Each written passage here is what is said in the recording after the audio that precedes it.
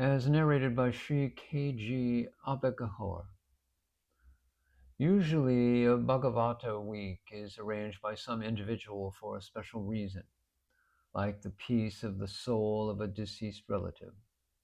This time it was held at the Namiranya, and this was one of the rare occasions when the Sapta, this is the satsang meditation, was arranged by the ashram. Mataji told us later how this had happened. After the Sapta was performed in Varanasi some years ago, one lady had voiced the wish of several people that another Sapta should be held soon. Mataji, who knew that the last one had cost a lot and another one would cost not less than 25,000 rupees, had declined. But the lady was insistent and had put down 1,000 rupees herself, and several other persons had collected about 4,000 rupees. The money remained in the bank, and 5 years in the meanwhile the lady died. This time, through the money was adequate, it was decided to celebrate the Sapta, and the Yogi Bai, the Raja of Solon, had suggested Namasharanya, and the actual cost had run up to 35,000 rupees, but the money had somehow come. I must relate two incidents connected with the Bhagavata Sapta, about which we came to know subsequently. One of the readers of the Bhagavata was Sri Pandit Vashishta Dutt Mishra, a professor at the Banaras Hindu University, who also teaches the students of the ashram at Kanyapith. After the reading of the Bhagavata was over on 3rd December, he was returning by train to Varanasi. At the Balamau station at night, while trying to get water from an overhead hydrant in between the railway tracks, he was knocked down by a goods engine which ran over his right arm and cut it off just below the shoulder. Any other person would have died of shock or at least fainted, but this gentleman calmly picked up his severed arm with his left hand and walked up to the railway platform. In the absence of any medical aid there, the station manager arranged to send him to another station in Sandila.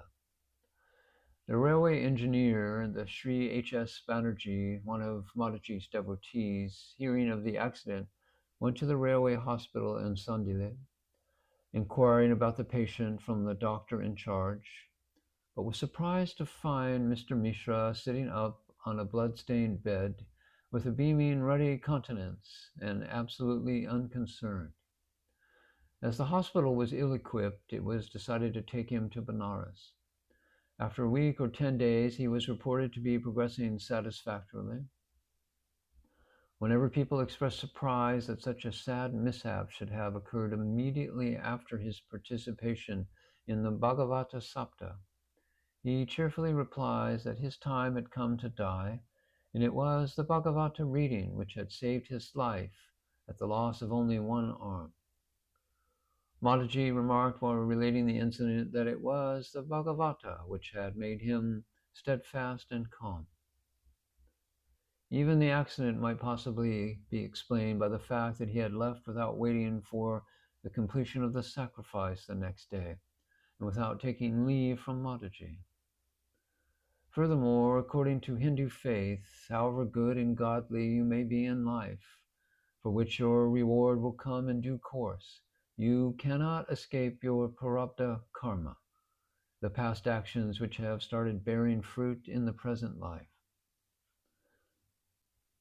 The second incident is not as gruesome as the first, but a pleasing one that illustrates how Mataji lives the life she preaches, of recognizing God in everyone.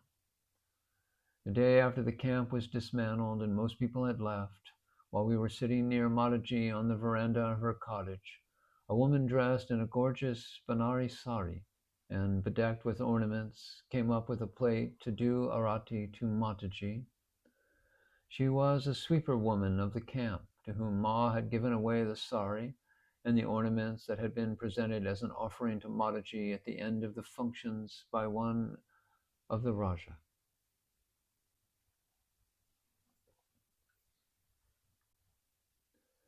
As recorded by Didi in her diary. 19th June, 1959. A devotee has arrived with his wife and daughter-in-law. The gentleman is a Vanaprasthi, that is, one who has abandoned his life as a householder in order to devote the rest of his days entirely to the search after God or truth. And his daughter-in-law also intends to take up the same kind of life. She seems to be in some special state. Her father-in-law at least praises her a lot. He says that their guru, who lives in Varanasi, has, on seeing her, declared that her condition was a highly spiritual one, and he sought Mataji's opinion about it. Mataji asked the young woman, "What do you experience while meditating?" And she replied, "At first I feel intense bliss, and at the end again, but in between, nothing at all." Mataji commented, "This is still an elementary stage. You can understand it for yourself. As long as the ego mind persists, there can be no samadhi. Nevertheless, her mind and body may be said to have attained a certain degree of stillness." Her own words give the clue. At first there is bliss, then nothing at all. Who is the experiencer of all this? So long as the individual mind is active, there is no samadhi. After a pause, Mataji added, "Someone else also came to this body, declaring that he was no longer interested in any work or occupation. Since his mind got absorbed in samadhi and that his kundalini has been aroused, and while speaking he frequently used the words I and mine. He was given to understand that there could be no question of samadhi so long as there was I or mine. In real samadhi, none of this survives," she said.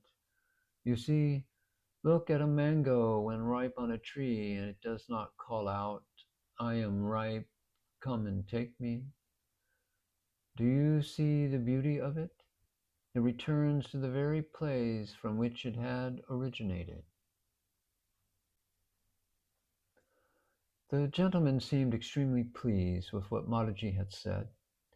She then introduced the big girls of the ashram to him with the words, "They all are my friends. They come from good families and are well educated.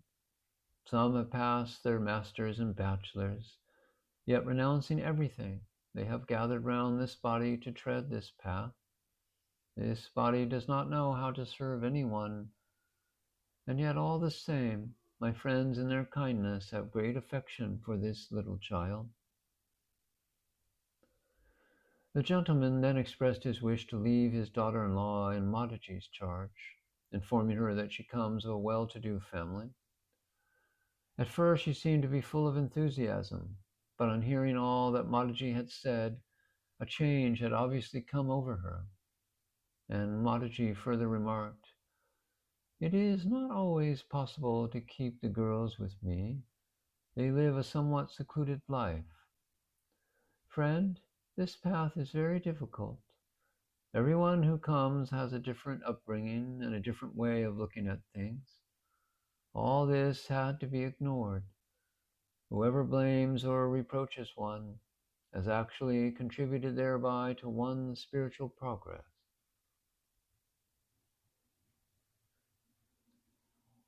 20th June, 1959. Didi's diary. Today the gentleman left together with his wife. Mataji asked the daughter-in-law, "You won't cry at the parting, will you?" In the evening, Dr. Gopinath Kaviraj left for Kashi. Mataji went by car to see him off at the station. The gentleman and his wife also were traveling by the same train, so we met them once more at the railway platform. Their daughter-in-law also had come with Mataji. On seeing her, the gentleman exclaimed, full of enthusiasm, "Mataji, has the girl already passed her test? You yourself seem doubtful as to whether she would be able to bear ashram life." And Mataji smiled. "It is the final test that alone counts. 22nd June 1959. Yesterday, 2 telegrams were received from the girl's husband, requesting her to return home without delay. Since then, she is feeling restless. Early morning, her father-in-law turned up in person to take her home. Many who had witnessed the whole incident were greatly surprised at his sudden return. But Mataji knows everything. Already much earlier, she had remarked, "Wait and see what will be the final outcome of it all. In the end, the truth must come to light, whatever it may be. Never prevent people from having their own way." As regards the telegrams, Mataji told the gentleman, "Father, if during those 3 or 3.5 years your son had not enjoyed his married life fully, he would not have been so impatient to have his wife back." At long last, the gentleman had come to understand the meaning of all that Mataji had said. That very day he departed with his daughter-in-law.